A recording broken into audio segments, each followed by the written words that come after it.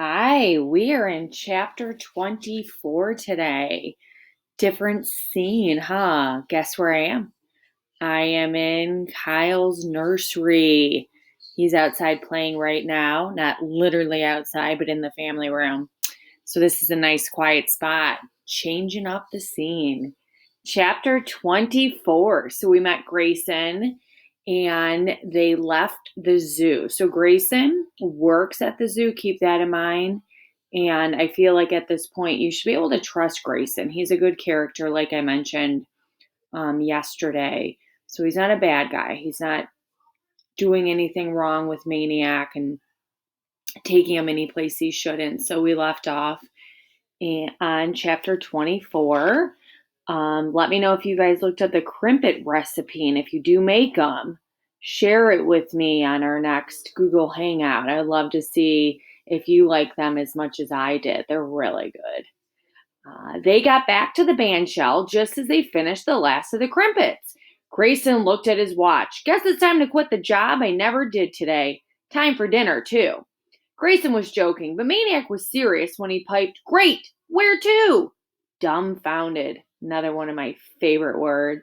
The old man drove back out of the park to the nearest diner where he sat with a cup of coffee while the boy wolfed down meatloaf and gravy, mashed potatoes, zucchini, salad, and coconut custard pie. Grayson had a way of jumping into a subject without warning.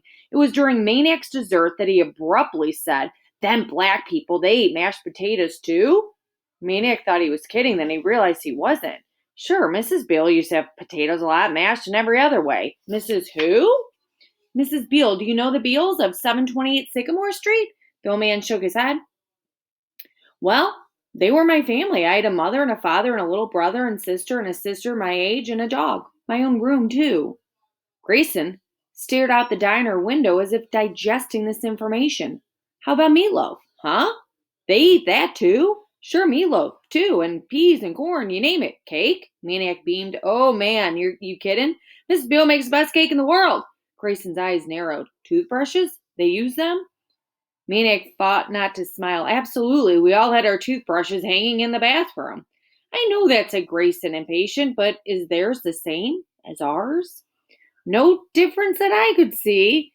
You didn't drink out of the same glass. Absolutely, we did. This information seemed to shock this old man. Maniac laid down his fork. Grayson, they're just regular people like us. I was never in a house of theirs. Well, I'm telling you, it's the same. There's bathtubs and refrigerators and rugs and TVs and beds. Grayson was wagging his head. Ain't that something? Ain't that something? It was after dark when they got back to the baseball equipment room. The worm in Grayson's head had long since ceased to be a tiny tickle. It was now a maddening itch. As with all such itchworms, it would exit by only one route, the mouth.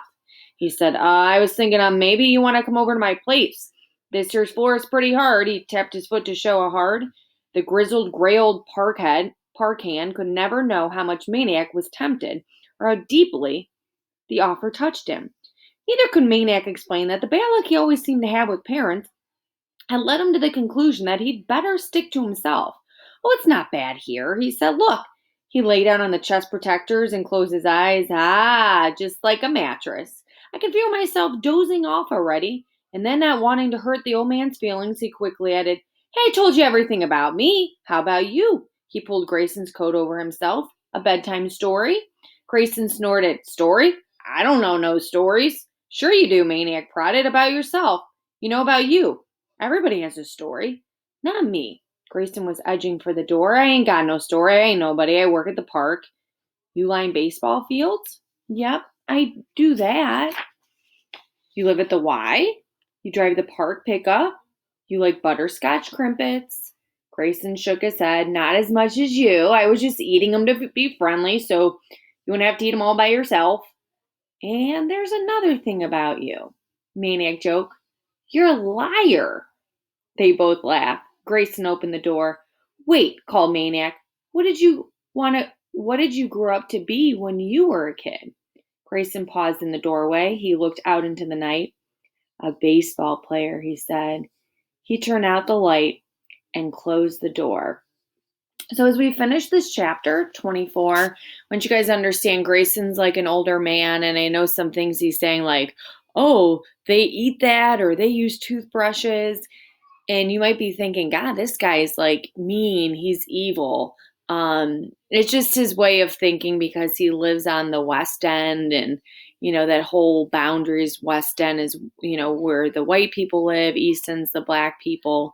It's might come across like he's this mean, ignorant man, which it is very ignorant to think things like that, but he just doesn't know any better. It's almost like he was raised like that. So he hopefully from Maniac, even though he's a kid, he learned some things from him like, all right, I need to stop thinking this way.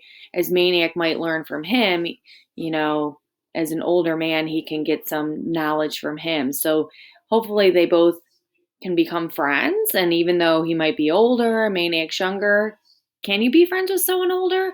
And I think you absolutely can. I know I talk to my neighbors that if they need something and they're in their 80s, I'll help them out. And I don't think age really determines can you be friends with someone or not. So think about that and don't think that Grayson is this evil old man. He just doesn't know any better. And I think he'll change and learn some things from Maniac. So at this point, remember, are the Beals looking for Maniac? Or are they like, is he coming home? Is Maniac going to live in this situation forever? I hope not. But remember, he's an orphan and he's used to kind of moving around. So I'll meet up with you guys soon. And it is getting really good, I promise. If you're not into the book, you soon will be. So talk to you soon.